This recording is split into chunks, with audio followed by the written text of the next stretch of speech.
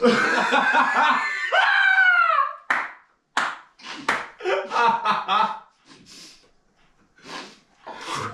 actually made the same noises.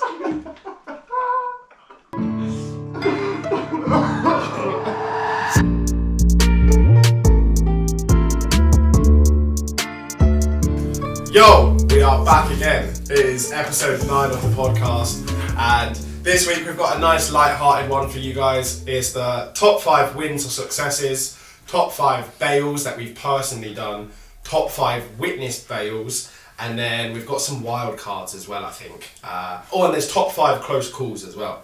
So we're going to be going through our list and discussing a load of memories, and I'm sure you're going to have a good time.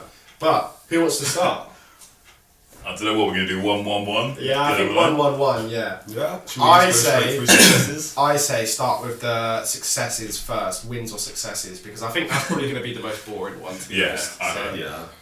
It's kind of your own wins, really. Yeah. It's not got that story behind it. Yeah, exactly. And some of them we probably haven't got clips for as well, which makes it a lot harder to actually be able to quantify the success. Yeah. But yeah, Omar, kick us off, bro. Cool. My first one is the fact I'm still moving after breaking my leg. Yeah. I can't lie, I thought I was done. Like, in the weeks after I'd done it, I thought that was my parkour career over. So the fact I'm still moving at quite a high level fills me with a lot of confidence, and that's probably one of my biggest successes, I would say. Yeah, definitely. I think something we can all relate to as well, to be honest. I'm walking around. Yeah, literally crawling. So my one, when I was a kid, I always saw round off double back, and I said to myself, like, I'd love to be able to do that. But at the time, I was fat as hell, so it was like very optimistic. Now I can say that I've actually done round off double back, and I've landed them. I've landed one on crash mats or like a resi mat, and I've landed one on the air track. And I think that was like my probably my top highlight, just because it's something that is obviously very technically quite difficult. And very scary, and I didn't think I'd have the ability to do it, so now that I've done it, I'm like, yeah, cool, tick that off the bucket list. Nice and easy one, I think. And then I think my highlight was just actually learning the backflip, because it took me the longest time to learn how to backflip. Once I did, I just leveled up like crazy all of a sudden. You went mad. Just boom, boom, boom, I can do this now, I can do this. I'm working around off full now. I was going to say, didn't you have like Kong Gainer or something ridiculously quick after learning I think backflip and palm flip? Within 3 months, I had pretty much every backflip variation under the belt, more or less. Which is crazy for someone who was so like scared of backflips, or like maybe not scared, but like definitely didn't like them. So no, not at all. To go from that to that, crazy. It all comes down from being dropped when I was being spotted, which we'll come on to later. Fun times. I think we'll probably fly through the wins and successes quite quickly, so we'll go straight on to you again, Omar. Cool. My next one, I've got a video of it somewhere, is this stride set I did at Wapping in London. It was probably like 10 or so strides, and then there's a little bit in the middle where I just had to get my steps right, which took for ages as well. So yeah, I'll drop the video of that, so we'll bang it in so you can have a look right here. My next one is cart dub outside, cart round off, cart off, whatever you want to call it. Probably argue that it's slightly under rotated. I don't care. I landed the dub outside. So that's probably number 2 on my list. Again, one of those things that are very technically like quite difficult, and I wouldn't say I had the best technique doing them, so I was kind of surprised when I actually did it, and I definitely didn't go out with the intention of doing the dub. I was just banging singles, and then I was like, I think I probably have it in me. And it went, and that was the only one I've ever landed. I don't know if you want to go into it, but weren't you slightly intoxicated when you done it as well? What, that one? Weren't you drinking in the park? It was a summer's day. I almost remember so clearly that you were like, I was drunk and I was banging fools, and then it just happened. It wouldn't surprise me, because at Gymfinity we had the staff meeting, and must have had like 5 or 6 beers, and I'd done double front flat on the air track as well, and over-rotated it. So yeah, knowing me, that does sound like the kind of thing that reckless young Luke would have done, to be fair. So I wouldn't put it past you. Yeah, I'm pretty sure. I still wouldn't put it past you. I'm a good influence. I'm a good role model. Shut up. Going off the good role model, my second one is doing the low cast off the police station. Yeah, absolutely. That is set an example. I said that week that I wanted to hit low cast wherever I found it. Was walking past with a Papa John's in my hands. Saw this low cast on the police station. gave it over. Oh, Went and smacked it. In the dark as well. Like it was pretty. I think it was like 7 o'clock at night. Have you got a video of that? I might have it somewhere. Yeah, on my Instagram. If Jesse can fish that video out. Yeah. Yeah. Moving on to O'Mizzle's number 3. Cool. I think competing in a few competitions. So in the last like year or two, there's been a new format of competitions, which is like street comp. It's kind of sort of like an all-round skill comp, but outdoors. I think I did both of them after breaking my leg as well. Yeah, you did. So yeah, the fact that I broke my leg, gone on to do some competitions, and done fairly well in them. Did you come like 4th in? I think I came 4th in both. Oh really? Sick. I'm fairly sure. That's bloody good. 4th or 5th. So Well done, man. yeah. Pretty decent. And competitions, like, especially for us who have never done competition before or never been like surrounded by competitions, even when we've been to jams, I don't think many of us have really witnessed too many. Obviously, you've witnessed probably more than we have, but I think to compete in it and then it's a whole different thing competing compared to watching as well. So yeah, it's good fun. I can't lie. Big up, big up. My number 3 on the list is my first ever outside castaway, and that was 4 months post-op. So once I finally realised I needed surgery on my right ankle in 2019, 4 months afterwards, I think I had surgery in January. By April or early May, I banged my first ever cast outside. It was a pop cast setup, and I've only ever done, I think, 1 more outside since, and went very successfully. So that was a big goal of mine for sure. Especially 4 months after surgery. That was mad. There's no, I don't even think that is heavy landing. Yeah, going back, like it probably sounds reckless. Like what, 4 months post-op? But I was really good. I worked with my physio so intensely that like I was ready for that. You know, I'd done intense training, but definitely wouldn't be able to commit to it as quickly as I did. I think that was the other thing. It was like I went out to the spot with the exact intention of what I was going to do. I was there at the time and with no one else who was training, so it was like, oh, I kind of need to get this done and go. She rocked up, 5 minutes, bang, done, gone. So that was pretty cool. My next one is sticking with the cast, was dub cast. Oi. Now I only did this into water, but still just going for a dub cast was a bit scary of a scary one. Couldn't even imagine. I actually landed like in the tuck position, like almost on my chest, but not quite. Like just got around.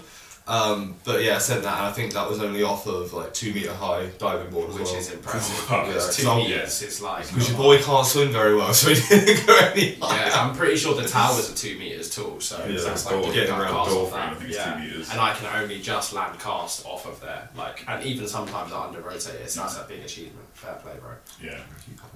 Back to O'Mizzle for number 4. My one, I can't lie, I was clutching at straws, scrambling trying to get this list together, and I scrolled through Instagram and I saw this clip. So I don't know if you remember this, we were at gym one time doing dubs at Kingston, and we did one and I set it up and it was like, there was no way you were doing this dub. And I was like, What, double comp? double conk. I remember so many sessions where you've done double comp. Nah, but this particular one, I was like, I'm going to do it. And he was like, there's no way. I was like, I'm going to do it. Went up, banged it, done it. I've got the clip, I'll bang it in. Bosh! My number 4 on the list is the museum running prees. So I made it like a big goal of mine last year to get better at running prees, because the one in by Sainsbury's in Tavistock Street, I didn't get the chance to do that before they put the railing up, and I prepped it and spent ages there, and I got really frustrated that I had the ability to make it, but just for some reason I couldn't send it. One day training with Charlie, I think Gary, Ryan, a couple of other people, we were messing around at Ruins, which is like round the corner from a museum, and me and Charlie headed over a little bit early, and we were like, yo, should we just look at the running pre?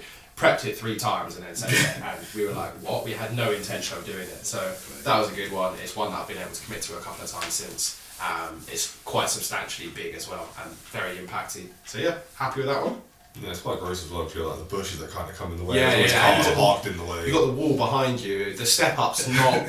It's not a bad step up. Like, it's one of those you don't have to pay attention to when you're running, but it's quite. It's like maybe a little bit higher than you want to be, and I think you can only pace like 6 steps max in the run up, unless you want to like hurdle the wall before, which low key give you way too much power. So yeah, not a bad one. And every time I've done it, I've ankle fingered it. So yeah, I ankle fingered it quite a lot of times. Can't lie. Yeah. But I do have a video of that, so insert over here. My next one was my first NBD, and that was a lache pre that I did back at Kingston as well. That was into like a little letterbox sort of shape that they had set up. If you imagine it being a 10 to 11 foot lache pre into onto a ledge that has another ledge above it, so you're almost like about to shin this top ledge. Yeah. I've only been able to get one other person to do it since I've done it. I've not ever seen anyone do it. I remember before. he asked me to do it, and I looked at it, and I couldn't even stand in the gap, like without my knees and shins hitting the thing. I was like, "You want me to lash it in here? You're asking." It is a shit killer if you miss it. Yeah, I've definitely got a video of that as well. You get to see Stevie's reaction. It's just instant screw face, mate. Cool. Omar, wrap it up for us, mate. Number Cool. 5. And then my last one, I think maybe my favourite looking back at the list is the amount of like stunt work I've been able to do through parkour. So I've been in films, music videos, TV, things like that. Just an awesome experience doing something you love and getting paid to do it, to be honest with you. It's always a really fun time. Like, you always have a good time on set. You get paid to do something you love doing. I mean, what's not to love? You get fed. You get taxied from your house. Oh my days, there's so many pros to be doing stunt work. So yeah, that is definitely one of my best things I've got through my parkour community, parkour career. Cool. My next one is a roof gap. So it's a fairly chill roof gap, to be honest. But I think I came from MK, I was chilling at home with my partner, and then I was saying, I might go training later, I'm not sure. And then the boys kind of convinced me. I had no idea we were going on roofs, so I went with the intention of just doing some like basic light stuff, because I really wasn't feeling it. Travelled all the way down to Bedford, and they were like, "Oh, we're on top of Beals." I was like, "Oh, days, can't bother for this." Anyway, I was like, "I've driven all the way here now, so I'm gonna climb up." Climbed up, got up there, done like a few like very basic jumps, and then I just weren't feeling it. I don't know. I feel like with roofs you have to be in that mindset, and I just did not come prepared to do it. And then within like the first couple of minutes, I was like, "Oh, that's a flip gap," and it was like probably like 9 foot, maybe 10 foot. I don't really know, but it was like big, and there was enough of a drop where if you bodied it, you wouldn't die, but you definitely would be walking away from it for sure. Yeah. And I managed to commit to it pretty quickly. Done it twice as well. So yeah, I'd say that's probably up there with them. I think wins and successes are quite hard because we get so many in parkour. Yeah. In comparison to the like Bales and stuff, that this list probably isn't the most accurate, might I say. But yeah, that's my top 5 rounded up. It's just generally like what your favourite challenges that you've done. Ones that stick out for you, yeah. My last one, my 5th win is being able to do that scoop full flat that we were working on last year. Yeah. If any of you have ever tried like falls flat, they are ridiculous. They're just ridiculous. And especially like putting some speed into it, like, cause I don't know what the scoot's called that I did, but I like swam into the scoot, didn't I? I don't know. It's like a tricking. tricking. Rather than just entering it forwards, you kind of do like the start of like a hook kick step, like a back step into it, and then drop into the scoot. Yeah. And then we were just prepping it, and I was like, well, this feels like it's gonna fly, so I've got no option other than to send it. Didn't you one bang it as well? Pretty much, yeah. I did it one bang, and we tried to record it, and then obviously I had to do it a couple more times. Okay, yeah. And I got that insert clip here. So they're the wins and successes. Like I said, that one's probably the most like glossed over subject because we get a lot of them, quite frankly. Because if we didn't, we probably wouldn't have lasted 13 years in the film. So moving swiftly on. This is where the juice comes. Do we go for close calls, witnessed bails, or personal bails? I think we start off with close calls. I was thinking that. It makes most logical sense. I was supposed to do close calls, I can't lie. So. Did you? Oh, okay. We'll come back to that one at the I end. could probably like chime in at some point. Okay, well, yeah. I've only got 2 of that anyway. Yeah, alright, we'll do that one first because I think that one will probably be quite quick. I will go first because I've got 5 and Omar hasn't done his list yet and Jesse's only got 2. So, my first one, I think it has to be Gary's Mario Kart. For me, that was the best. We went to Manchester for the Project Z and I think it was Generic Parkour maybe? Maybe it was another brand. They did a street competition, it was like a collaboration. It was a great day. We went up to this one particular challenge, it was on a roof, and the challenge was so easy, it was just a stride, but it had been raining quite heavily. So obviously everything was soaked, and the like lip of the roof was like metal and shiny, and we just knew that it was one of those things that we could absolutely do, but we kind of all just went, nah, it's not worth it, straight away, because of the danger with it. And then Gary was just like, nah, I'm going to do it. And we were like, what? He was like, yeah, I'm going to do it, it's not that hard. And oh my god, insert clip here. Bush. Imagine Mario Kart and you get hit by the shell here and you just start sliding and spinning. Oh, he's done the stride across the roof. And he like accounted for the fact that he was maybe going to slip on the landing of the stride, but hadn't accounted for the fact that after he runs, he may slip on the roof. So he'd done the stride perfectly, took like 2 steps, feet slid out from in front of him, landed on his ba-boom, and he's like scooching across, you know, like when a dog's like scraping their ass across the floor, and he's sliding closer and closer to the edge of this roof. Me and CJ and Ryan are dead silent, and we're just there like, oh my god, we've driven Garrett to Manchester, and we're about to witness him slide off a roof onto his bum from 2 stories, and there's absolutely nothing we can do about it. So yeah, that was definitely the top close call for me, because it was one of those where no matter what anyone would have done, nothing would have changed. That was in the power of God. Mate, Gary even left those like tire skid marks as well. That was quality. Do you want to go on to one of yours, or do you want me to do another one? Oh, can I do one from a video I've just You go on to one of yours. Oh my days. So big up, Stevie just got shouted out earlier on. I'm not sure if it's him or Ian. It's Ian. It's Ian. Oh my god, they look the same. This roof gap, we'll try and hunt it down. I'm so sure it's online somewhere. Oh my days, this guy. If you thought Gary was close to dying, he was safe compared to this one. Does he jump into like... I could be wrong. Like cat leap? I think he does like a running cat. Yeah, running cat. I think he maybe trips on the takeoff, so you don't get into cat. It's like scrambled eggs, chest and arms on top of the building. I remember watching this one and just being like... Oh yeah, it was one of those where you can't even really, you can't laugh, you can't react, you just go, oh my days. It just puts it into perspective how dangerous the sport can be at times. It's mad. Yeah. One of my close calls was, so this one's from coaching. I used to coach a kid called Ashton, and he went to do a round off backflip, but the dude ended up doing round off gainer. Now what makes it even worse? What makes it even worse was I was meant to be spotting him, but the kid's well small, so I had to like go on my knees to spot, and then he gainers, so I'm like running on my knees to catch him. I get hold of him. But like, he's in full tombstone, head that far away from the floor before I throw him on his side. Bro, imagine how fatal. The dude got clueless. He was like, what happened? What went wrong? I was like, you gained. Imagine how fatal that would have been. He would have died. Oh my god. The next one. I don't know if they're necessarily in order. I think for me, Gary's Mario Kart was definitely number 1. But the rest, whether they're in order or not, I'm not really sure. But going back to one of my wins, which was the Beals side flip roof gap, Ryan was coming in behind me.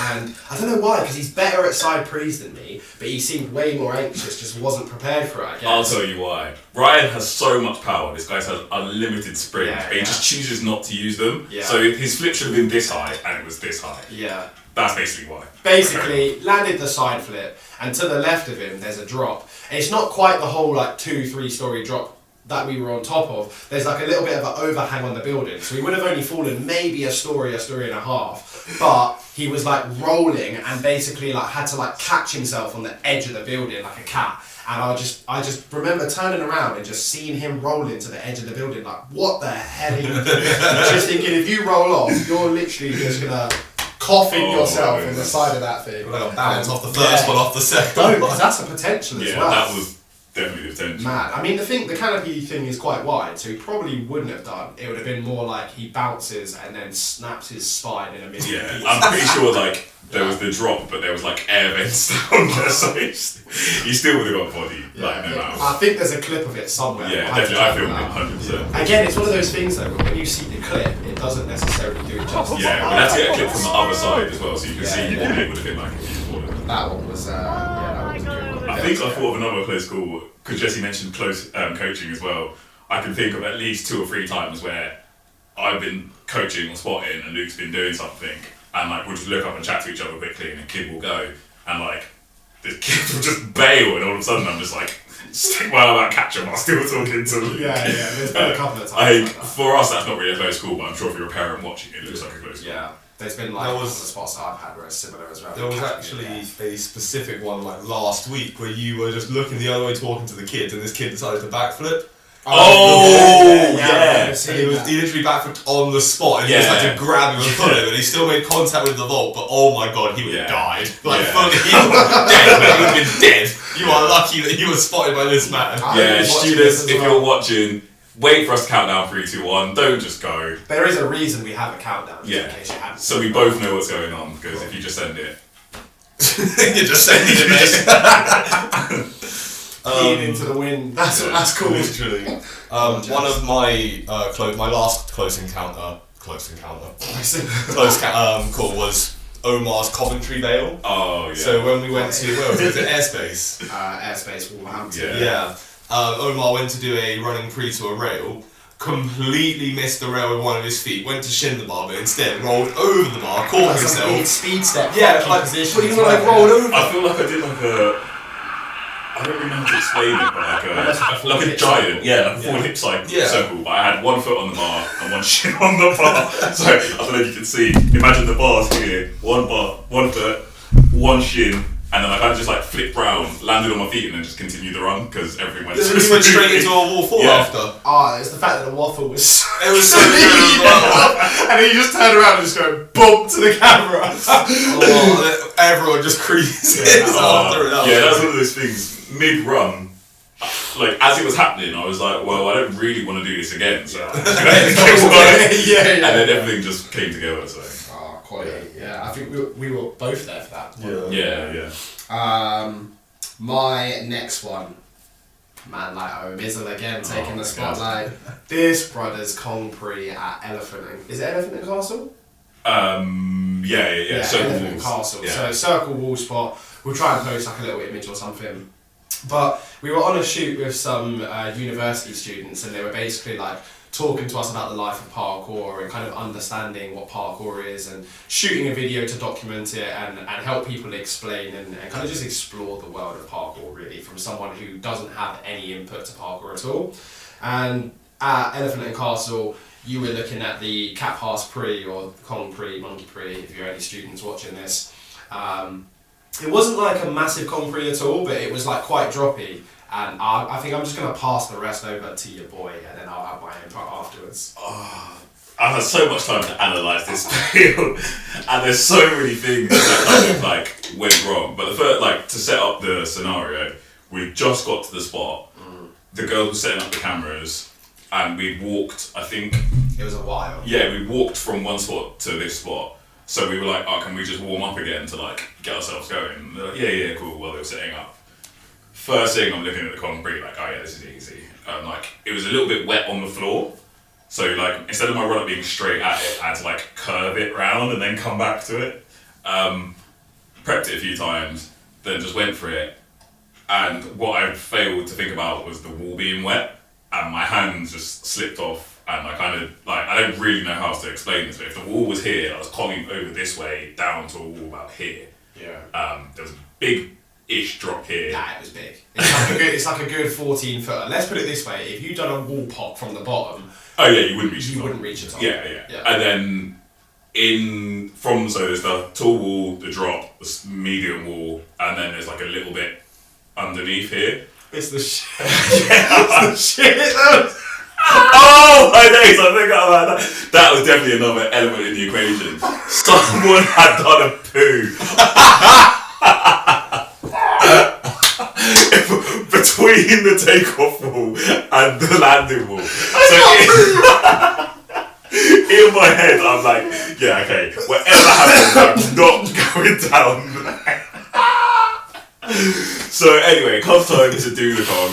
I do it, my hand slips, and like, for those of you that have done parkour for a while, you know what it's like when you're in the air and it goes slow motion, you can just have a conversation with yourself. So my hand slips, the first thing I see is the poo, because I'm looking down, and I'm like, there's no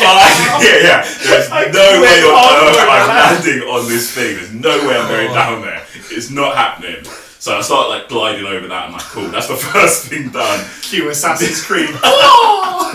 Next thing, there's the wall that I've got the wall I'm landing on. Yeah, but instead of going feet first, I'm going head first. So I'm like, this is not ideal. Oh, and what I forgot to mention, so there's the landing wall, there's the little drop, and then there's another wall here. So there's not very much space between like where I was landing and the wall behind. So I'm coming in and I'm like, okay, cool. I think I can somewhat save this. And what I've done is like, imagine a Kong over the first wall, dive roll to over the landing wall, because otherwise I was just going to smash into that sort of back wall there. And as I've dive rolled over, I'm like, yes, I'm fine. And then as I'm just finishing off the dive roll, my knee like hits off the landing wall and just like splits my leg. Yeah, it was bad. Yeah. Have you got any photos or anything? I think I've got a photo of the knee. We didn't. No one filmed the clip because the girls set up the cameras. Yeah. And Luke, I don't know if you saw it, if you saw half of it. So my like, perspective of it was, I remember you like prepping it and like setting up for it, but because they hadn't got the cameras out, I thought you were just going to prep it, and then you were like, oh, I feel like I can just bang it. And then we were at a point in training, maybe I can't speak for you, I can speak for myself, but I definitely wasn't confident in like parkour movements as opposed to like flip-based movements. And for me, it was like the drop. I'd never done something of that, and I hadn't seen you do something of that caliber with the drop included. So I didn't really know what to expect. I kind of didn't think you were going to go. And then the next minute, I kind of look up again and you're like going. And then I just see you slip, and I'm like, oh my god. The position that you were in. Probably just saw my feet. But you were in the air, like, that's your head, that's your legs, you're all spangled. And I'm like, he's either going to rib this wall, he's going to headbutt the wall, he's going to land on the wall and bounce back into the poo, or he's going to land on the wall and catapult himself into the next wall. But whatever happens, it ain't looking good, bruv. Yeah, it all just, like you said, happened in slow motion. Yeah, honestly, there was so many, like, when I say it was the best case scenario, because there's so much that could have gone wrong there. I could have just ended up in serious ICU. Yeah, I remember afterwards we were like, oh, it's okay, it's not too bad. And then we could start to see like the fat tissue like seeping through, and we were like, ah, okay. A&E. Yeah, A&E it is, so... And the stitches suck. Oh my days, I had to go get stitches. Yeah, it took you to St. Thomas, I came with you, and then I had to go coaching in the evening. Oh yeah. And I remember the guy came round in St. Thomas, bro, believe they offer you tea. They were like, anyone wants tea? I was in the waiting room, I weren't even a patient, I was just with my boy, and I was getting free tea. I'm like, dude, you're my best friend. So, yeah, that was a hectic one. I think that's probably number 3 on my list, sorry. Yeah, that was a long day. Do you want to cover your last one? Oh, well, I did my last Have one. you done your last one already? freestyle. Did you have any more? No. No, okay, I'll quickly fly over my next ones then. The front flip roof gap at St. Thomas. You were there. I was there, yeah. I don't know if you saw it. So Joe, he was like at the end of the building and he was just on the camera, but I think he was like filming us do some bits and then looking back through the clips or looking through the clips to try and make space for the SD card or something like that. And the roof it's not even really a roof gap. It's like a raised element on the roof. It's probably like 3 or 4 feet high. And I flipped from one to the other because everyone else just kind of ran up and did a side flip. Oh, you're talking about this one? Yeah, bro. I forgot about I this. literally just walked up to the edge and I stood still and done standing front pre across this gap. And my toe, I cannot even tell you,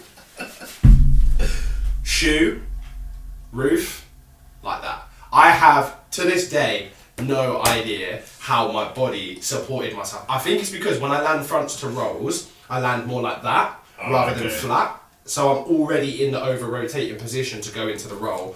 But I just remember looking at Joe, and this guy was howling. He was like, you nearly died. And I just go, please tell me you got the clip. And he was like, oh, I didn't record it in time. So, yeah, that was Not even a clip out. Honestly, I can't tell you how savage it would have been. If I'd missed, it would have been like broken ribs, broken foots, back, it would the whole thing would have been gone like from there all the way shin, up. knee, and then it would have been rib, face, mouth, and then back and probably smack my head on the thing behind. Yeah, that was peak. Like Spider-Man. Yeah, literally, yeah. Ragdoll. I think the last one, there's a couple which we could have chosen from, but I struggled to pick out particular memories, but this one, I was teaching Ryan. This was like back in his early days, and he was doing a wall flip, and he wasn't particularly comfortable with them. And whatever happened, I don't know. He took off too close, but his foot that wasn't connecting the wall caught the underside of the black angled wall that we have. How? So I don't know. I think his front foot must have been way too close to the wall. So once he's put his like stepping leg on the wall, the front foot that's still connected to the floors tried to lift. He clipped his foot so hard and shot back so far, his head was literally like that close to the ground. And I kind of wasn't paying attention because I was like, it's Ryan, I know he can wall flip, I just need to kind of be here. Anyway, I'm like lagging and I see him about to die. I can't tell you what I did. I just span him round and he landed perfectly on his feet and we just looked at each other and just started creasing because we were like, he knew he nearly died straight away. It's one of those where exactly as it happened, he knew exactly what went wrong and he was just like, I am done for. But with Ryan, there's like no reaction until afterwards. As where like most of us, we're like, we know. Yeah. Like react mid-air. Yeah, exactly. So, yeah, I think that completes my top 5 close calls. Now let's get on to what you've been waiting for. The bread and butter. What were we going to do first? Bread and bacon. Witness or personal? What are you saying? Do personal first. Personal. I think witnessed is the crowning Yeah. glory of all of them. Because witnessed doesn't matter who it is always something real bad. Ah, personal bales. Mr. Jackson, do your thing. Alright, so... Let me just pull out the Elder Scroll. Yeah. I'm looking at my list and trying to pick which one. I think, between the Elephant and Castle one, which I'd probably put in there, the next one I would add to that is my India Bale. I don't think I've even dropped the clip of this anywhere at all. I've seen it. I'm pretty sure I've shown people. I'm just going to insert the video and just let you watch. And for those of you that see me here and hear me complain about back problems, the funny thing is I had back problems before this, to be honest with you. So, I'm just going to let you watch and enjoy this one. Savage, yeah. Man that got rocked.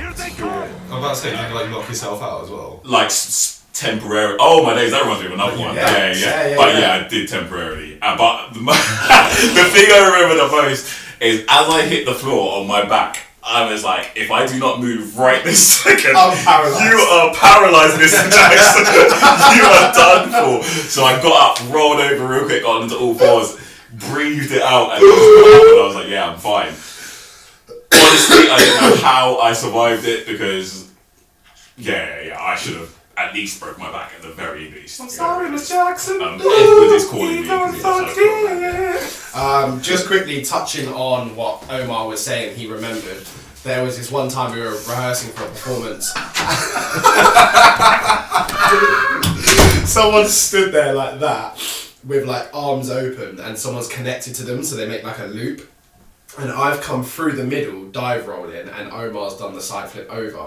And as I've dive rolled, my heel's gone slightly too high. It's broke the loop and it's kicked Omar in the eye. And you see the life just leave his body. And he goes out and just kind of goes, and then just comes back. And he doesn't know whether he got knocked out. He doesn't really remember it. So by the sound of that, I would say like it's he probably got very knocked nice. That guy got knocked the You got knocked the fuck out! Literally. So yeah, that was another one.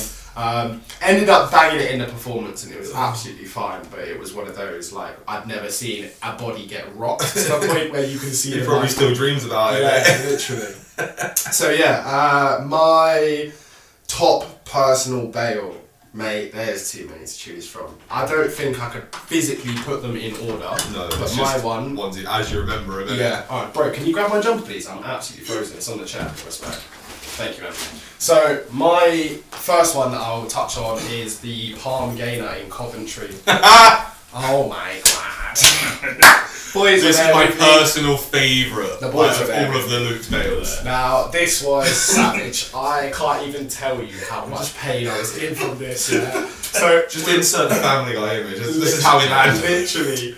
No, I don't think that one was so Family Guy. Yeah, no, it definitely was. Yeah, I remember the every time, mate. Anyway, we'd been to like Wolverhampton airspace and we'd trained really, really hard. We'd been training hard for the last couple of days. We went down to Coventry to see Dan Richardson from university and wow, yeah, I got rocked. So we were on this like play park and there's these like fat logs. Standing on it, there's one to my left and I wanted to palm gainer and I knew the thing was slippy but I didn't think it was that slippy to the point where it would like making like a difference. And I think I'm sure everyone would know the concept of like double jumping. I'm sure like loads of parkour athletes do it. Just before you take off for a trick, your feet either shuffle or you jump before you jump, and that moved my foot to the front of the thing. So then when I went to push, I had absolutely no traction and just slid. I pushed off this pole, had no rotation. I'm probably like 8 feet high in the air. Before even that, like, not only did your feet slip, your hand, you went on the side of your hand. Yeah. So your hand went ping, and then it was just It was peak. But as I was rotating, I was like, I'm gonna neck so hard. I need to do something. And you know when like, I don't know if you've ever rotated so slowly, you're like pulling round and you're like Just trying to swim around. Yeah, I've done that. And I've landed on the front of my thigh, like smack bang on the quad. And I don't know how I got to that position. It didn't hurt anywhere else because I was absolutely fine. Apart from I had the worst bruised quad I've ever had in my life. Like I couldn't walk up the stairs. I couldn't walk down the stairs. The next morning I had to, when I woke up, had a shower. I cannot stand hot water. I'm like a little girl. I shriek and everything. Full hot blast furnace my quad for like 20 minutes. Came out, deep heat, everything. I was gonna say, I woke up in the morning, all I could smell was deep heat throughout the whole flat. It was horrible. It was hands down the worst like muscle pain I've ever experienced in my life. Yeah. But I came out light in the grand scheme of things, really. Yeah. So yeah, I don't know if it's my top 1 out of 5, but it's definitely up there in my top 5. Yeah, that was one of the best ones I've seen. Still went out and done the roof mission afterwards. Yeah. Done well. Kieran didn't. Nah. Oh no, Dan didn't, sorry. Disappointing. Disappointing. My one of my, again, same for you, my nails aren't really ranked in the top order because I can't really pick ones that they all suck and are hilarious in their own way. But number 1 for me is double back to my neck in the pit. So, the story with this one is that the gym had recently just emptied all of their like foam out of the pit and they had left one thin layer that hadn't told anyone. You could sue. Yeah, That's an M charge. Honestly. That's an M charge pending. Now, they also left a huge stack of mats in the pit, so I was like, you know what, I've been working on double backs recently, that's quite high. I'm going to go up there and I'm going to double back off these mats. As soon as I took off, I was like, oh no, that's not working, I can't jump off these. Still committed for it though. Mid-air, I land square on the top of my head, hear the crunches and everything, and like, I just stop in the pit after hitting. Yeah, I then like have to dig myself out and I'm just laying in the pit like, that's the that's worst it. part, when you're spangled. Yeah, you just dig yourself out. Yeah. I just ended up laying there like this and I was like, no, I've broken something. My neck's fully crooked, I've broken something. I had to call someone to come and pick me up and everything, shut the gym early. I was alright luckily, but for like the next 2 weeks I was hunched over. And even in the London clips you got of me doing like the gingers, that was like 2 or 3 weeks afterwards. I was still like couldn't move my neck at all. Oh, it was awful. I was looking at those London clips the other day. I was like, where did they come from? It's from old school MK video, I think. Yeah, it's from when Paramount Squad went up to London. Ah, okay, yeah. But yes, that's my top one, just because it was just so compressed. I'm just so lucky that I didn't actually snap my neck, literally. Alright, my next one, I feel like is probably the prequel to the India clip, because this is where I first experienced my back pain. And this is such a stupid, like not even stupid, it's just like, how did it even hurt my back? So I met some of the Marrakesh locals, I'd done this line like 10 times, we were just trying to get it perfect. And like, I can't remember what it was, but I was popping up onto something that was probably about just below my height, probably about shoulder height for me. Popping up onto it, the guy before me was cycling a bit off and I was cycling a bit after him. One time I did it, I cycled it off, I hit the floor, my body just involuntary. And I got this electric shock on my back. Electric boogaloo. And yeah, to this day, it's just never been the same, man. I don't really know what it did, the impact was wrong, whatever, but there's only been a few times my back has been that bad since, but every time it has been, it's been exactly the same. So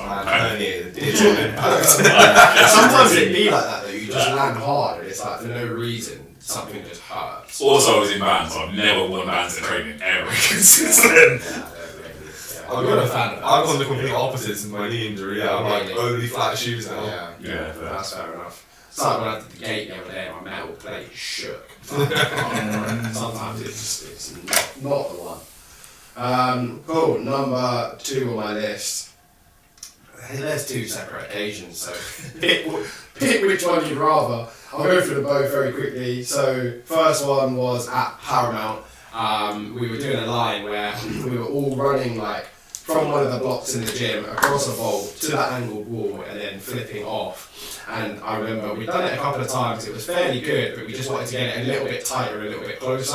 CJ was in front of me and he'd done his, and I came running in for the punch inward front off the wall. And as soon as I put my foot off of the block onto the vault, I'm too close. I'm going to land with him. Or not land on him, but it's going to be uncomfortable. Yeah. And for some reason, I just carried on. And I think I jumped too high to almost try and stop myself and then still centre front. So when I pushed, I just pushed back. And all I remember is being in the air, looking at the floor, going, I'm currently flat to the floor and I need to rotate inwards. I've already got forward rotation, so I can't counteract it and put it backwards. I'm going to have to either continue or break my face. And I was like swimming round. It was fully one of these in the air. All I could picture was ostrich. Imagine just an ostrich slamming their head into the ground. I was like, if I do that, I'm done for. But I've landed like on the top of my shoulder blade, legs over the top of me. It wasn't that bad, I don't think. Like, it definitely. Bro, when that happened, the noise that in there, I thought you were dead. I was like, actually, he's not getting up. I'm gonna have to deal with it. It definitely hurt, but like, I think I was okay. I don't remember having issues after. I'm pretty sure you got up and you just went, CJ, why were you so goddamn slow? I couldn't train for the rest of the day. Like, it did write me off, but I don't think like I had repercussions from it. And then a similar one in Becton, we were doing some like shoot. I think you actually ended up getting the job. Yeah, I got it. We had a sick time. It was a wicked. We had the sickest. We both done sick, but on this one invert front, I must have just stepped too high, or I don't really remember, to be honest. Because it wasn't that big of a deal. I was just hitting the front. Anyway, I ate the most in basically the exact same way. I just didn't have rotation, and I just absolutely launched.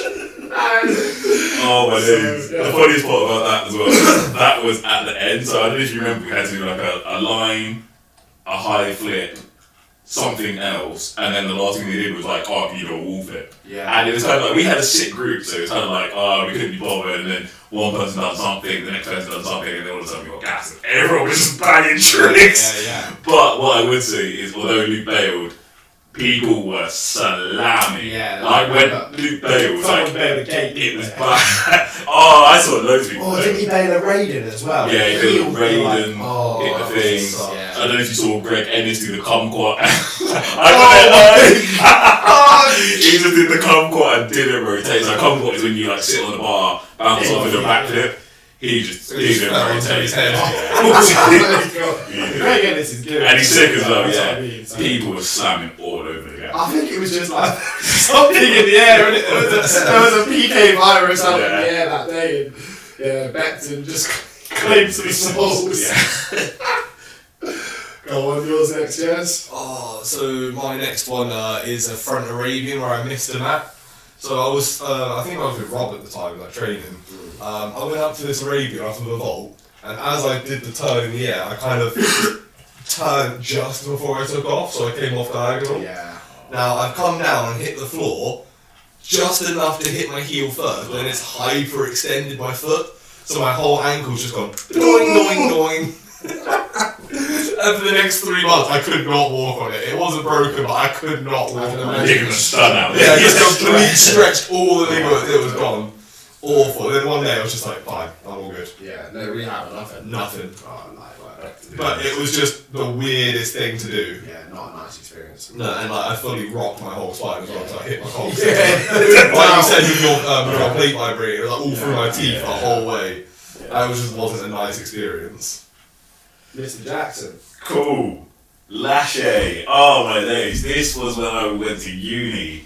I don't remember this. Yeah, I posted my story within like the last year or so. I went to uni, big up the Essex crew, Dave, Bartholomew, JJ Brady, all of that lot. So I went out the first time meeting these guys. We went to this like abandoned factories, I think it was, and it had just some random scaffolding in it, and there was like this little Lachey set. And like I did it, got to the last one, and I just peeled, and I just went yeah, I've got the clip somewhere, I'll dig it out. I'm pretty sure, if not Dave's got it, so I will find it and get it in. super common for lache, isn't it? Yeah, like if you're going to pay in a lache, it's always going to be you don't throw or you peel or something like that. I'm going to do my next one and then I'm going to quickly go up and get a charger because my phone is on 1% and, well, I'm not going to remember the list, let's be real. So, my next one is round off dub back to concrete. So, I mean, I say it's concrete, it's not concrete, but it is concrete. Gymfinity, I had a sports massage that day, and I'd categorically been told not to train, so, you know, I took the advice well and truly on board and decided to train anyway. Did round off double backs off the air track onto the resi mat, and they weren't going great, and I knew it's because I was fatigued, but I was like, if I can just drill them in a fatigue state and be safe, then that's fine, that's all I wanted to do. And there was a gap, literally no more than about that wide, between where, like, the matting for the floor which they use under the beam stopped and then the resi mat started. So in that gap, it's like, it's carpet, but obviously underneath it's just concrete, it's just solid floor. And I managed to drift very slightly left and my left knee landed directly into the floor first. That was the very first point of contact which touched the ground. And I remember getting up and I was like, oh, I'm okay. And people were like, nah, you're just in shock. I was like, no, like genuinely, I am okay. Like, how my knee didn't explode internally in terms of kneecap shatter, ligament, anything like that, I have no idea. All I came away with was this absolutely butters, bumhole looking cut on my knee that I had to get glued down. And then I was walking a bit like Bollocky Bill the Sailor for like the next 3 weeks because I couldn't really bend my knee. But yeah, that was pretty savage. If I can get the picture, I'll try and post the picture. It was like a pure like super WWE finish. I think I have the video. I have the video of it somewhere. Yeah. But well, I don't think it makes it look as bad as it is. It really doesn't look that bad. You take like you go through the cushion, but you don't. Yeah, you go down the side. You see quite clearly that like I jolt, and then like I said, I don't remember it being all that painful. I think I was in so much pain though that I didn't really feel the pain. Yeah. I don't know if you've ever hit something so hard that you basically just kill off the nerves or something. The pain is just so much. There's no pain. Makes sense. And then my next one would be so this one happened at Freerun, and this one's more, it was just stupid and comical more than anything. So I was doing corks for a while, and I was landing corks, and that day I just wasn't landing any corks. I kept just being way too flat in my cork, and I couldn't actually get my legs up to line. I kept landing on my side, but I was really, really high in the air.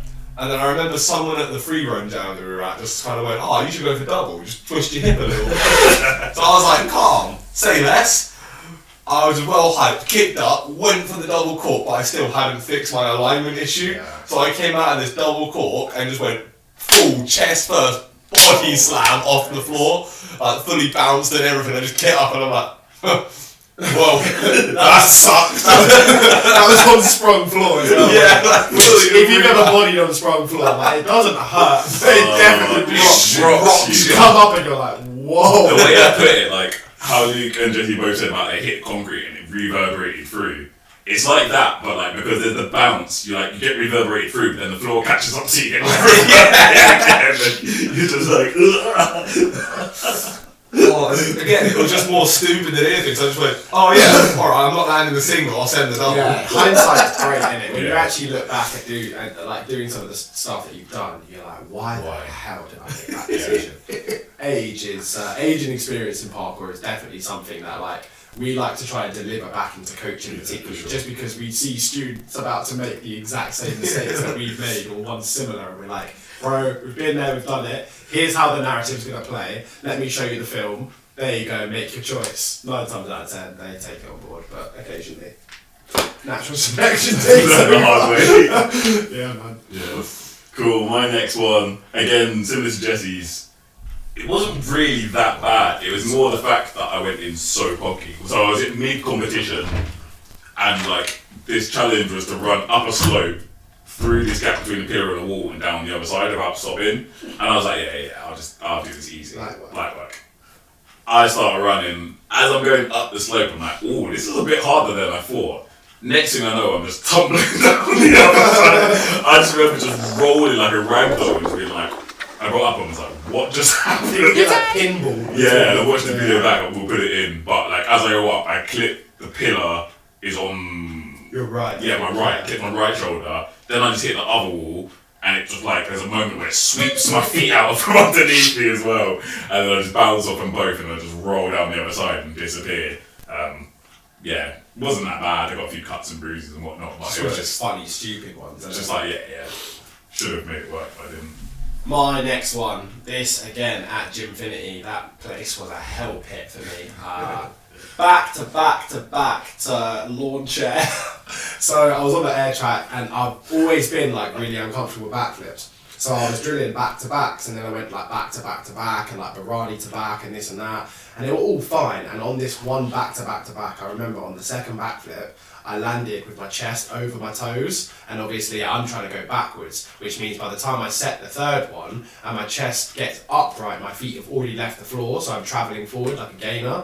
And I remember gainer in this third backflip, and I freaked out. And my body, it's like someone just unplugged the power cord, bro. There was no conscious decision. You know, usually you're like fight. Yeah. Nah, I just completely went limp, and I remember going up, and I just see my legs come up to my face. And I'm like, I am going to get absolutely rocked. I landed on my back, both of my thighs hit me in the chest, my toes touched the floor behind me, and I bounce up and I like fall over to my front, and I was just like, whoa, I am spangled. Lucky it was on air track, because it wasn't that bad, like, it didn't mess me up. But let's put it this way, I've not done back to back since, apart from on trampoline. So, there you go. Just as a side note, I'll track this in as well somewhere. I've got one on the trampoline. I think I was trying to do crash dive, Barani board out maybe. And I did the crash dive and then I was coming over again. So if you don't know what crash dive is, it's like half a front flip to your back and then from my back I was going to ping out and do some other flip. I pinged off my back and then I was looking at the trampoline there like, this is not working. And then like Luke said, I got to the point where like I could just feel that the rotation wasn't happening and there was nothing I could do, and I came down on my back. I could just see my legs flopping over my head. Horrible. And then my knee like just bounced off my eyebrow. Oh, the worst part as well, I was working at the time, so I went to my manager, I was like, India. She was like, what have you done? And my head is just like swelling up like instantly. Liabilities. Yeah. Your fourth one? Oh, my fourth one. Yeah. So this one was when I was like in my early days of parkour, like just sort of starting out, going out to go fly some stuff. I found like a low double tap. I think it was just below hip height. But the way that the double tap was set, it was set at, they were both at opposite angles. So they weren't straight, or they weren't both at an angle, they were like a triangle almost. Great. So I've gone to set this double tap and I've just gone, that's going to be the same, no problem, I can do double taps. I've gone 1, I put a lot of power into it as well, because I thought my first one. I've gone 1, 2, and as I've hit the second one, I've gone, this isn't right. One leg's going that way, I need to be going that way, so as I pulled my legs through, I've just pulled my shins. Sorry, a bit more context. The thing that I was double tapping were basically 2 wooden trees. So I pulled my shins straight into the side like this, like gnarled branch sticking out. Gone bang, gone flying onto my chest, rolled over a couple of times, hit the ground and just laid there and gone. That's a horrible one, because you've got like the scratch of the branch, you've got the impact to your chin where you need, you've got the chest falling on the floor, yeah. The worst part of it was when I looked back and I could just see my bit of flesh stuck to that branch. I was just sitting there screaming at my leg because it hurts. You look back and you just see the confirmation, you're like, rah. You just lay there, you're like, I hate life. Don't come and talk to me, I'm going to get punched. Don't talk to me. Failing in parkour is humbling. Yeah, it's so humbling. so humbling. Go on, Mr. Jackson, finish us off. So, my last one, I don't have a clip of this one actually because it wasn't really meant to happen. It wasn't anything special. This was years ago, probably, 24. This is probably 2010, maybe even earlier. So this was before me and Omar even knew each other. Yeah, I think it probably was, actually. We had a little jam at Boots. Some of the guys I used to train with, like Ben. Ben will come up later, actually. So pick up Ben. And like Jay and that lot, so coming from like Cambridge sort of way. Someone had come late and they pulled up and I was already there. And pull up. I was at Boots and I was on the like post box side. Yeah. And they'd come from like I guess, out of boots, the doors that now don't open. Out of boots. Yeah. So I just come running across the spot to say, yo, and I like ran onto the square, went to do a side flip. As soon as I took off, I was just like, This ain't right. this is not going. I honestly couldn't tell you what happened in the flip because I don't have footage of it, and yeah, I just died. But all I know is I ended up like landed on my elbow, I like, split my elbow open, and I think one of my fingers as well, and I was just bleeding. Like it didn't really hurt. I just like cut everything. It was just like great. One of those stupid. It was literally probably like an hour into the day, less than that. So my days I can tell you so many stories like hour into the day, but yeah. Again, hindsight's a wonderful thing. Sometimes you look back and you're like, why the hell did I bother doing that? Why did I even attempt that No, nonsense? like that. My last one, front flip in Lisbon. I busted the hell out of my ankle. Proceeded to fix my ankle 4 days later, and then tore the ligament on my other ankle, which required surgery. So Lisbon was an absolute write-off. But we'd been training all day, and we were doing this like little roof mission thing, which ended off of a Webster off of the. I guess it's a roof, but it's like garage height. It's not like massively high. And we'd done this long easy line, and we didn't really need to prep it. All we needed to do was just do the front flip off the roof, which we've done already. So we put everything together, and I remember I'd done this like lazy vault thing down, and I'd gone to step for the Webster. I'm usually a right foot takeoff and kick my left. Well, your boy stepped with his left, and I was at the top of this roof. Like I've never done a Webster ever in my life off of my left leg, and the first time I'm ever doing it, I'm having to control probably 12 foot of a drop, rotation, and then take the impact. How the hell is this gonna go? It wasn't too bad, but I'd like slightly dipped my chest too much and kicked too much. So then when I've come round, I've like, you know when you've over-rotated a front and you're like, oh, I'm dead. It was like that. I just over-rotated and I basically body slammed the grass. Looking back, how I took that, I have no idea, but it did fully write me off. Like, basically, couldn't use my ankle for the rest of the trip for like 4 days. So it was kind of annoying. I was just going around like filming Omar and Connor and Nathan. But then by the 5th day, managed to heal up and then wreck myself again. So, yeah. I mean, when you're at that point in the year, you kind of just have to commit and hope for the best. There was nothing I it's could have either done. bail and just take the L right there and then, or it's try and commit a little bit and see how it goes. If I could side flip the opposite way, it maybe wouldn't have been too bad, but I couldn't side flip that way either. So there's no, at this point I've got no patterns of movement that my body recognises to be able to change mid-air. So yeah, it was just tug and hope. Yeah, pray to the gods, and the gods done me dirty. My last bail is the thing that started off my fear of backflips, and that was being dropped by my spotter while I was doing backflips. He pulled me up to do a demonstration to the class. Now, on the day I had a horrendous cold, so I was not feeling great at all. Went up into the air after he counted me down. I think I coughed or sneezed mid-air, and I just went open into starfish, because as soon as I felt like I needed a cough, that was it. I wanted out of that movement. Bearing in mind, I couldn't do it on my own at that point either, so I don't know why I was chosen to come up and be the demonstrator. Probably because you were maybe the better of the techniques out of the group. Maybe, but it then proceeded to drop me completely upside down. I landed on the back of my head and had both my toes still touch the floor behind me, so I was like this with my feet there, full tripod. So all three of us can confirm that lawn chair, which is that position that we're on about, where you're on your like shoulders or neck and your legs go over your head, sucks. Not a vibe. It is the worst position I think I've probably ever got myself in.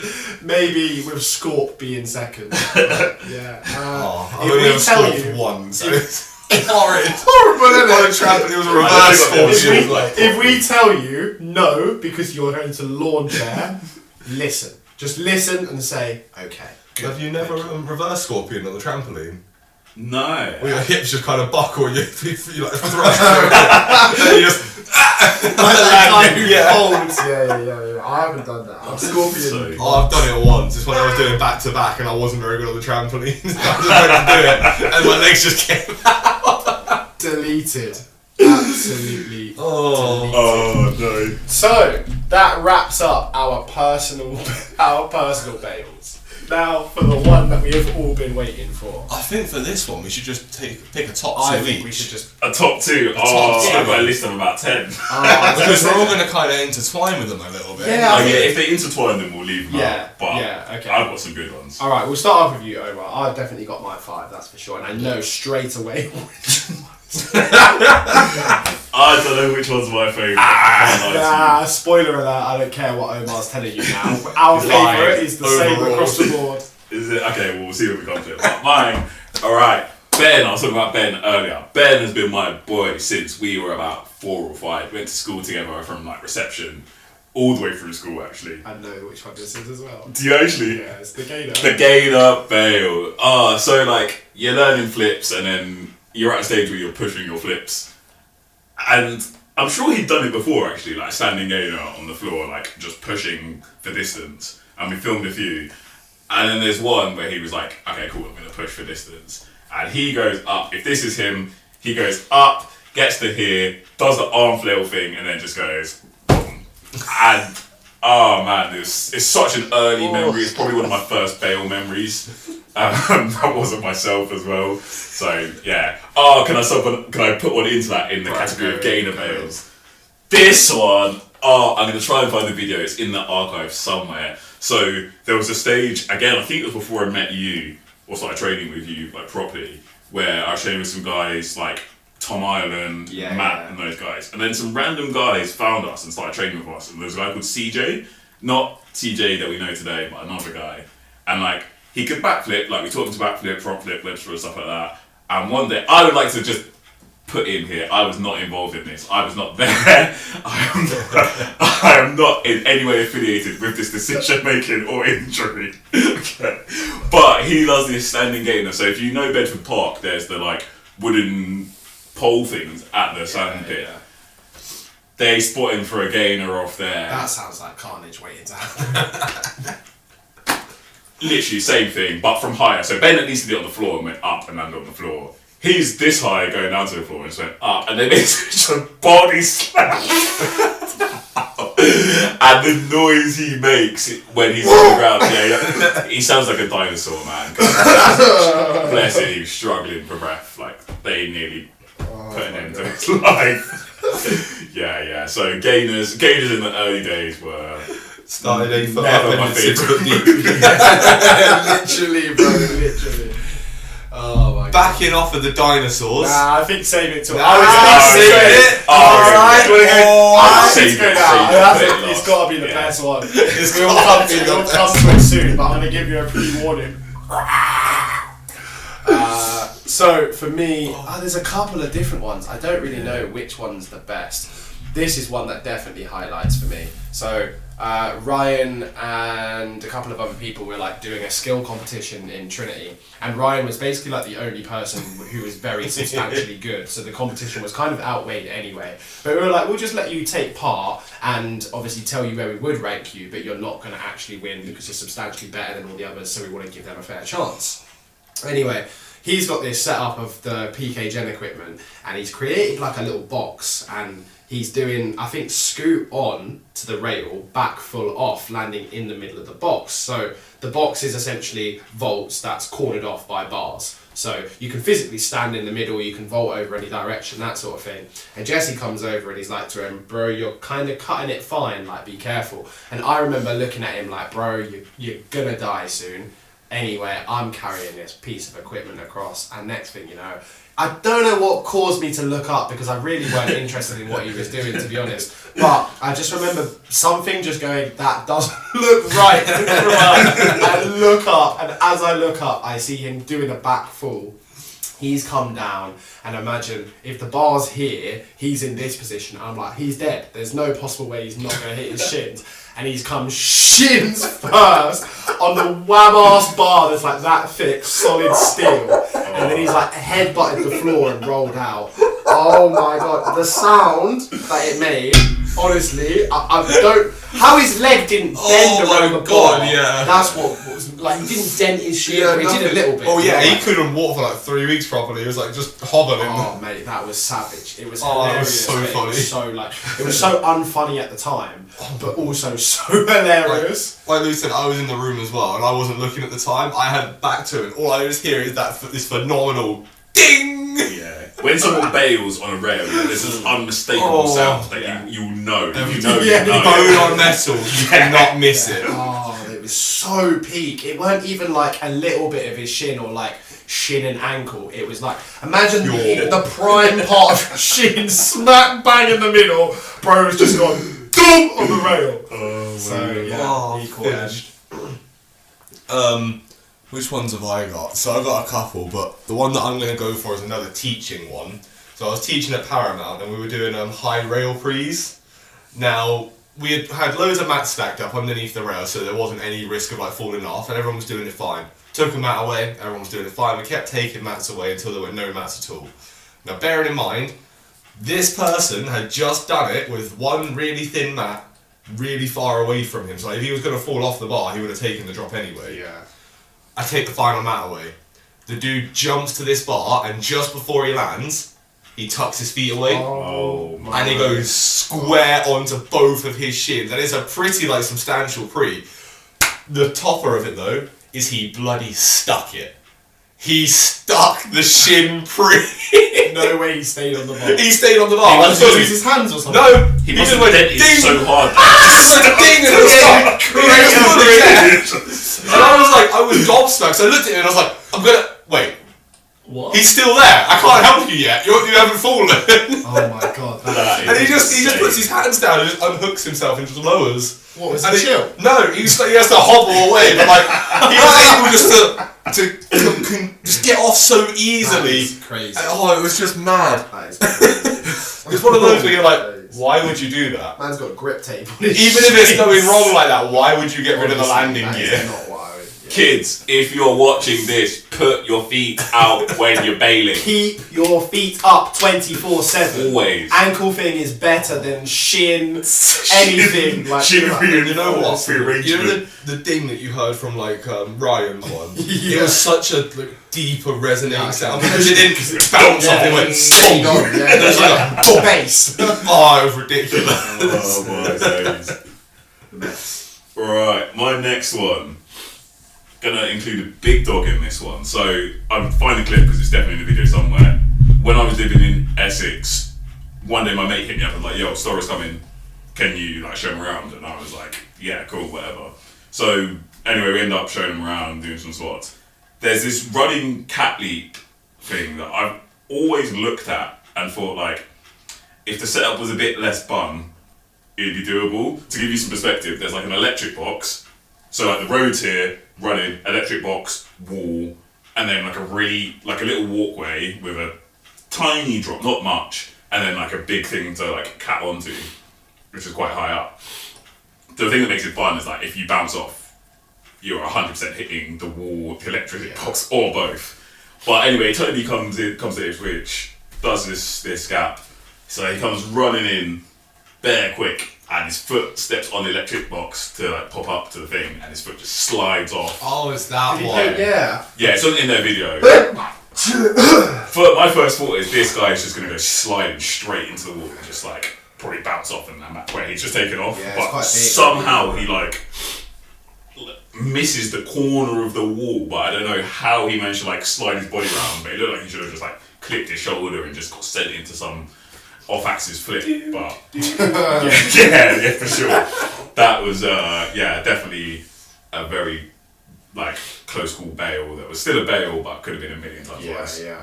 That's what you're talking about as well. My next one. So, big up man like Frank. Frankie Frank. I hope he watches this. So Frank was he was part of like he was friends with us in Spiral, like really, really close friends, but he never did parkour. He did like dancing and stuff. Parkour just didn't really interest him, and when we were in school he had quite a bit of weight behind him as well, so he gave everything an effort but kind of knew that the sport like wasn't for him, didn't really progress it much. And this one day, oh my days, we rocked up to Bidnam and there's like these two bollards next to the quad between, I think it's T block and the quad, and there's a chain that's like between the bollards, and he's gone to like run and jump over it.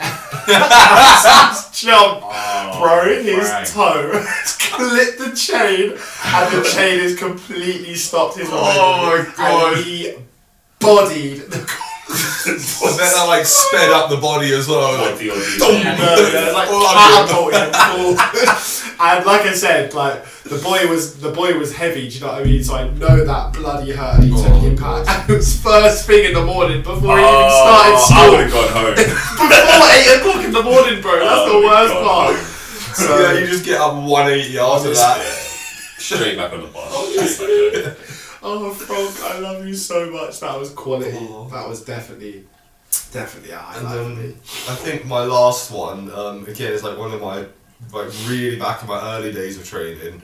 I was training with someone that I knew called Brandon. I taught him up quite a little bit and got into a level where he could do front flips now. But normally we'd only do like running front flips flat or like step up front flips. He'd never really done off stuff yet. So I told him to go up onto the bin and he was like, yeah, I reckon I could front flip off this. Now the bin's about this high, and Brandon is about that high, so the bin's nearly the same size as he was. Now he gets up on this bin, puts his hips into it and his arms back and launches himself in, and this dude is strong, like for as small as he is strong.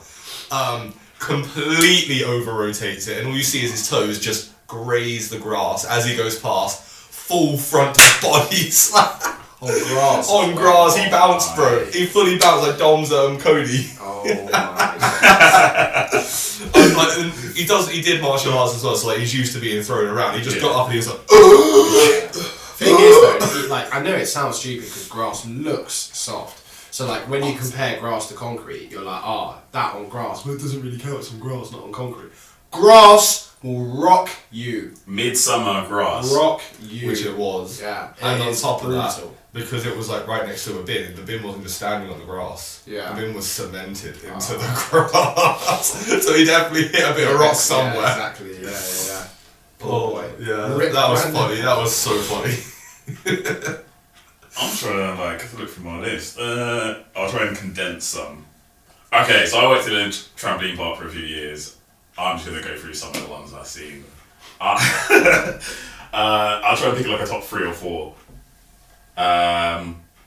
The dads. If you're a dad, you've got no business in the trampoline park. Let the young boys do their thing. So these kids used to come in that was sick. Like I wouldn't say I necessarily coach them, but I would help them out and things like that because I wasn't a coach. I was just working at that time. And they were in on this session and they were sick. They were shelling it, doing some mad stuff. This dad's clearly with his kid come in like, I can do that. He was bouncing well high. In fact, I wasn't even on the station. I was somewhere else in the park, and I could just see him bouncing well high. And I was like, you just know what's going to happen. Yeah. This is not going to end well. Anyway, I see him bouncing high. He hits one bounce on the trampoline. He goes flying off the trampoline, still at the same height he's bouncing, lands next to it, puts his hand out, goes hand first. Yeah, sorry, I forgot to put the brake warning in. I can't remember what he broke. I think it was his wrist. His wrist was definitely like malfunctioned. We went to go try and sort him out. He just bugged out and just ended up running out the fire exit, which is a weird situation. Yeah. What, left his kid there? Yeah. I think there was a group of them. I don't think he was just him and the kid. Yeah. Thinking back, but if you left the kid there, you're a bad dad. Oh my days. Next one I see, dad again. This one wasn't so bad, it just kind of happened, so it was a bit unfortunate for him, but he was just jumping on the trampoline, he landed, and both his knees dislocated at the same time. Oh my goodness. Yeah. Did you see it? You actually witnessed it? Yeah. Was that disgusting? Yeah, it was disgusting. Did like one of those planes that had the 2 helicopter ones? Did they go outwards? No, he didn't even hyperextend, his knees looked like he was like up here, it was disgusting. Bro, how is that even possible? I don't know. What else did I see? One time I didn't see the injury, but I walked in and someone's leg was just poking out their skin. That was peak. Like a compound fracture. Okay, I got 2 more. One time, these 2 boys were racing, but so in trampoline box, if you've been, you're not allowed to run. but they were bouncing 2 feet, so I kind of let it happen. They've gone across, gone to one of the ones you can bounce off your back, and then like carry on going back. And then like his mate was winning, and he was still going very fast considering he needed to stop. And I was like, this is not gonna go well. So anyway, he beats his mate, but he breaks his arm, long story short. He beat his arm out in front of the wall that he was jumping at, jumped at it, arm snapped. Yeah, go on. And last one, she's gonna hate me for this, but my girlfriend, if you've been to trampoline park as well, you know they got the wipeout machine. She used to wear braces, right? And she used to work at the trampoline park as well. She got them off, and I feel like the next day she got them off, or it was very early into us having the wipeout machine sort of thing. So she come in the next day, got her braces off, come in, shout out Tash, because she was a legend at the trampoline park, she was a top shaker. But we all got on, Tash was controlling the machine at like full speed, you know the deal. It clocked her in the face and chipped her tooth. No. And like, I can laugh because she's my girlfriend and like it's hindsight, but. And I laughed at the time, I'm not even gonna lie. But looking back at it, it was a bit peak, so yeah. I think just before I go on to kind of the last of mine, before we go into the top one for us all, I have a similar one. So it's a trampoline park, again, the wipeout machine, and there was a dad, again, what's that? Dads stick to drinking beer, doing what you do, chefing it up on the barbecue, do not come to trampoline parks. He was like jumping over this wipeout machine, and it wasn't even fast because obviously I knew there was adults in it. Unless the kids specifically asked to like put it like a laser beam, it has to stay behind a certain like notch of speed. So it was reasonably slow, and he jumped. Oh my god, he's fallen backwards off of like little platform thing, shuffled backwards, fallen arms out over the rubber ring, and launch backwards over the rubber ring onto the trampoline. He was spangled. I don't know if he broke anything. I don't know if he just winded himself, but that brother could not move. We were just expecting him to get up and just go, silly me, and then we were just like, oh, he did. Is he getting up? And then we kind of went round and we were like, this dude's not okay. He is done. Yeah, done for. So trampoline parks are a walking catastrophe. Also, any parents listening, trampoline parks are 100% more dangerous than parkour. Yeah, 100%. 1,000,000%. And my main reason would be, if you come to parkour, you have like one of us here teaching you and telling you not to do stuff. If you go to a trampoline, you think it's all well and good, I can do a backflip. Yeah. And the thing is with trampolines, the main thing that people don't realise is the timing is so different. Yeah. Not even just from like trampoline to floor to air track to spring floor. The timing between the trampolines is mad different. So like flip out, they've obviously got like the Olympic tramps and they've got the normal tramps. Oh my god, I cannot tell you the amount of paperwork that was done on that place because it was just break after break after break after break. It's crazy. So if you're looking to take your kids to trampolining, I would say probably make sure they know what they're doing first. Come to classes, do your thing. We really don't recommend training in trampoline parks to kids unless we know they're at a point where it's like they're competent to do it. Yeah. But even then, we're like, mate, be careful because although you're sick, you will body yourself there. So watch out for those. Just going off the last trampoline park bail, my favourite trampoline park bail was Ryan's round off triple twist to knockout. I've got a trampoline park bail as well. In fact, I've got a few. So Ryan came in for a round off triple twist, like absolutely launched the triple twist so well that he missed his toes on landing and just went back of the head to the floor and actually like bounced and knocked himself out for a bit. I've got one as well. I should have put this in my bails. So I was bouncing across like the normal trampolines, not the Olympic ones, and I did a Rudy, which is a 1.5 spin in front flip. So you start forwards, do a full spin, half spin, and then you end up looking backwards. And I landed it easily, and I could do a Randy, which is the same thing, but with 2.5 twists, and like I could do it easy. And I literally did the same with Ryan. I just put too much in, my feet just missed the ground. I saw my feet just missing the ground. I was just like, you've done it at flip out as well. My days! Flip out was on the walkway, which was like plyboard. No, I did it on the walkway as well, on the other one. Oh, did you? Yeah, there was a map. So in the clip that I've got, there's a map, but what you actually don't know is I landed half on the map, half off the map. And most of it was off the map. Rattled my neck, back, all rattled from that one. Right, we're going to have to wrap this up fairly quick, so I'm going to go over my last 2 top 5 witness bails, and then I'm going to go for for the one that I think all will probably unanimously is the number one, which we all happen to be there for. So, Charlie, I love you, me old boy, but you are the epitome of a McRib sandwich. So there's a whammo jump in Bedford where you jump over the river, and the jump itself, although it's wow, it's not that bad, like it's down. But we were in the winter, or I don't think it was winter, but it definitely weren't summer, it weren't prime weather. seasons. Yeah, and like the takeoff is, imagine like getting a perfectly square rock and then just hammering the hell out of it and then lifting it upright and sticking it into the ground. So it's like ruins that are sticking up. The surface isn't even. Your foot could be like that or whatever. There was moss all over it. It was muddy. It just weren't ideal. And we were looking at the pre-across and pretty much everyone was like unanimously, nah, it's not a today thing. Like it's very possible, but it's just not a today thing. Anyway, Charlie was adamant that he wanted to do it. And he kind of looked over at me at one point and was like, what do you think? I was like, bro, I don't want to like get into your head negatively. You have the ability to do it. I just truly don't think that today's the day. But you are your own man. And this was at the stage where like, he probably felt like he had something to prove to us because he was kind of transitioning from like student to coach and student to like more of an athlete sort of thing. Anyway, this boy sent it after probably 30 minutes of filming him just literally standing there looking at it. He finally got the balls and sent it. Oh wait, no, I was going to say you bailed before that. Went to jump, got scared, turned, tried to grab the thing, slid down, fell into the water. So that was bail 1. Bail 2 sent it, and as soon as he took off, I was like, he ain't making it. I caught the most golden McRib sandwich video ever. And then he done it again recently on the Gym Nova brick equipment. Another thing which was pinned to the thing. So there's like an underbar. And what he was doing was underbar precision. And we were prepping it and we were like, nah, it's tight. Like, it's definitely possible, but it's not one of those you can just send willy-nilly. Charlie comes in, no warm-up. Just sits there, looks at it, kind of eyes it up a bit, does a little bit of a pepperoni, and then sends it. And as soon as I see it pull, I'm like, no, it's the why, Charlie, why?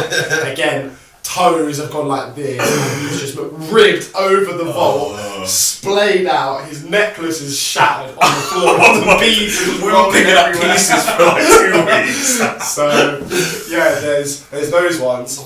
And then this one, which no one was here with me for, only 3 people in the world witnessed this, and that's me, Joe, and the health and safety woman. So we were working with NGYT for, I think it was called People Power Passion. It was like some performance that we did outside the town hall, I think, or somewhere around there. It was like an elevated stage, probably of about 8 foot, and we were supposed to be like doing like corks and stuff on there. Anyway, the night of the performance, it starts hammering it down with rain, and the health and safety team, they start coming over with a squeegee that they've like ghetto wrapped with tape and like a towel, and they were squeegeeing the stage. Well, you don't need to be a genius to know that when you put like water on something that's got like a clear lacquer, so like think like laminate flooring or something like that, it just makes it 10 times worse. So the health and safety guys, they come over to us and they're like, oh, I just want to check that it's safe. And we were like, safe? Have you seen this? And we walked out, put 1 foot and like stepped and it nearly into splits. And Joe was like, I'm just going to prep a side flip just to tell you if it's safe. He literally takes 2 steps into the side flip but puts in power. Prepped it. As he's gone up, his foot slipped. The health and safety woman is just watching us and he's flailing and necks on hard floor right in front of the health and safety woman, gets up and goes, does that answer your question? And just starts creasing at me. Oh, it was golden. It was so golden. Oh, Joe, come and do a podcast with us, man. This guy will have unlimited stories. Needless to say, we didn't end up doing the performance the way we wanted it. I don't think we did a single flip.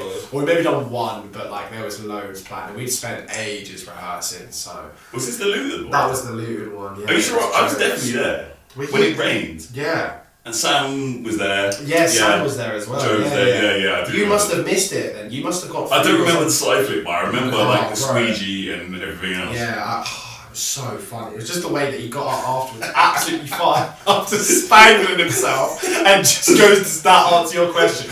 Like any other person would be in a ball, in tears, yeah. So, cool. They finish off my list. I don't know if you've got any more to touch on. Just the one. Just the one. I don't know, let me double check. I've got a few, but I kind of put them all in together. Others have kind of been covered.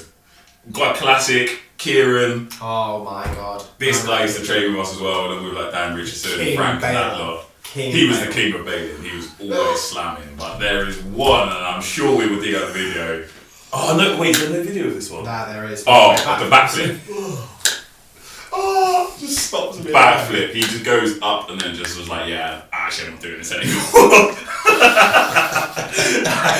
This guy, I've never seen anyone do a backflip and land solely on their nose as the first point of contact with the floor. But yeah, he has like scrape. He had the peakiest scrape, and I think from my memory, I feel like Dan was meant to be spotting him as well. But he knew that he could do them. Yeah, he could do them. That was the worst part. He could do them. He just bailed them so much that he got like so in his head. So Dan was kind of more just there as like a if you need me. And then you just see the disappointment in Dan's face when he went up. He just didn't even try and save him. He was like, oh, you put yourself in this through his thing. Yeah. Classico. The moment The you have moment. all been waiting for. Number one. I'm still strong. I'm still strong every time we go to Amsterdam without fail. It's a problem. There's something that happens. Oh my god. So, for the other movement, set up, when was it? 2022? Yeah, it wasn't Yeah, last 22. year. Yeah, 22. 2022, me, Omar, Jesse, CJ, all off to Amsterdam. I was pretty crippled with like severe back pain. I think Omar wasn't crippled, but you weren't doing great with your back. I don't think, maybe there was something else. I can't really remember. I think it was my back playing up, but then I injured my ankle while I was there. You were okay, I think. I was okay, but I was just kind of coming back to Yeah, training. you were a bit Yeah, rusty, so I was weren't rusty. you? And CJ was not great, but again, not Just awful. carrying the squad as But he just come back from training, didn't he? Yeah, I think it was an ankle injury or something. Anyway, it's the last day, and the setup is crazy. Like, there was a huge front flip. And I think only one or two people done it, and they're like very prolific names. The in bar front community. flip. The bar. I think Pedro did it. Yeah, Yeah, and maybe Aaron from Boone. Yeah, Oh, Aaron Boone, Yeah. And anyway, we're sat at this table, and we're going to call it the Boinkers table, because that's basically what it was. And we were just sat at this table just watching this madness unfold. And we see this guy up there who'd kind of been like wandering around the event. And I'm not gonna judge. I'm not gonna say that he was a weird guy or whatever. But I don't know. He just stood out. You know, people that just stood out. Yeah. He just stood out. And we're there. We're on this table, and we look up, and we see my man there. And he's like kind of looking over, looking down. He's like prepping it, and we're like, oh, yo, boy, someone's gonna send a front flip. Bearing in mind, we've just woken up, the event's just started, and there's only like 2 hours left of training in the day before they finish. So we're like, man is seriously on it. Like, if he's up there, he knows what he's doing. Do you know what I mean? Yeah, this must have been very early. It was bare early. It was like 10 o'clock in the morning. Anyway, he looks over at us, and we stick our thumbs up. We're like, as if to say, like, yeah, you going? Because if you're going, bro, I'm gonna back out the team. I just got the new iPhone. It had the cinematic feature. It was the first phone that had the cinematic feature, I think. And I was like, gassed to use it. So I pulled it out, and oh my god, I recorded this worldie. I'm gonna put it here, and I'm just gonna let's have 10 seconds moment of silence just to play this clip. Wij gaan even door, denk ik. I can hear the voices. No. Oh! Boom. There's the clip. Anyway, he comes in the second he punches off with 2 feet. All of us just. He was just dead. He's dead. Oh, I just want to add a side note. I wasn't very well, so I'd gone back to bed, so I was not involved in this attempted murder. So we'd seen him punch off of 2 feet, and we were like, oh, it's game over. From that height, like anyone knows when you do a front flip from height, 2 foot is not the one. 1 foot is the way forward. Second I saw a punch, I was like, oh, it's not looking good. Halfway through the air, I'm filming. You know when you can visibly see someone's face go from like. So that was my face change. At the point he's gone round, and he's come to this part, and he's still only like maybe 3 or 4 foot from the top. I'm like, this bro has got like probably 15 foot left to travel, and he's already done 1 rotation. I was like, this is not. And it's only at that point, like not even when he was dead upright. It was only when he got to about Yeah. there again that He he decided opened up. he was going to try it. No, I think he tried No, to he tuck opened in. up at that point, and then he saw the floor Yeah, and then yeah. tried to tuck in last minute. Oh my god. Well, as soon as we saw it, we obviously saw him just kind of like laying like a bit lifelessly on the sand. And I'm not gonna lie, I was taken back. Like, it was the worst injury that I've seen. I genuinely didn't know whether the guy was dead because we couldn't really see exactly how he landed. Yeah, Other the than trampoline was in front. Yeah, wasn't we it? knew he broke his wrist. Like that was. We were like, there's no way. There's it's no got way into he's his on arms. But neck, collarbone, back, like any. I went over there and I was because like people were asking what happened. I was like, oh well, I'm not showing you this to be a pagan, but I've got exactly what happened. Well, Anyway, yeah, man spangled himself, and I think from memory, like I said, 2 broken wrists. I'm pretty sure Keelan said that he busted either his collarbone. Yeah. he must have done Something something. must have Must done, have done. like- The guy's fine. He came back the next back year. the next year, And we were like- speaking to him about it. Keelan was like translating in Dutch. So we were speaking to him in Dutch, then us in English, and the guy was just standing there, and he basically just froze. And Keelan was just like, yeah, he totally lagged and just shut down. He couldn't speak at all. Anytime he brings it up, it's just PTSD. Like, yeah. Got surprised. So man is still walking, but officially the T-Rex, and that for us concludes our top 5 Oh my bales. god, that was a winner. It was definitely a winner chicken dinner. So you went straight over to go and help. I just stood back and I was creasing. Yeah. I fully paid. I didn't feel responsible, but I felt slightly You lot are responsible. responsible. I remember getting up and you lot were just like, you missed it. And I was like, what? And you just showed me the clip and I was like, It was just boys on tour, innit? It was just. I don't even think it was that. It was just like, oh, bro, are you going? Because I'm actually down for seeing this. I'm actually down. He looked directly at us and went, Yeah. like gestures, and we were like, yeah, by all Let's means, go, bro. yeah, man. So I'm not taking that attention. You man got your money's worth.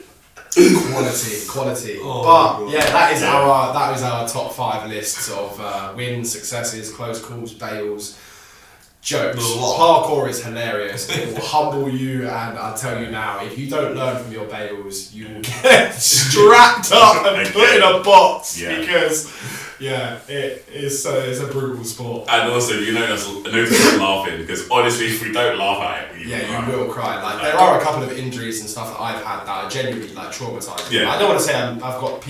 But you saw him flinch when Omar mentioned this. Brakes, I don't know what it is about brakes, but there has been a couple of times where I genuinely have been like in a public setting or like I've been driving and I've just frozen and I've been like, how did I get here? And I just realised like I feel really like closed up, uncomfortable, and it's because I've been thinking about Defensive. Yeah. So, check yourself before you wreck yourself. Sayonara, these guys. I think we should just finish it off with if you want to be dumb, Yeah, literally.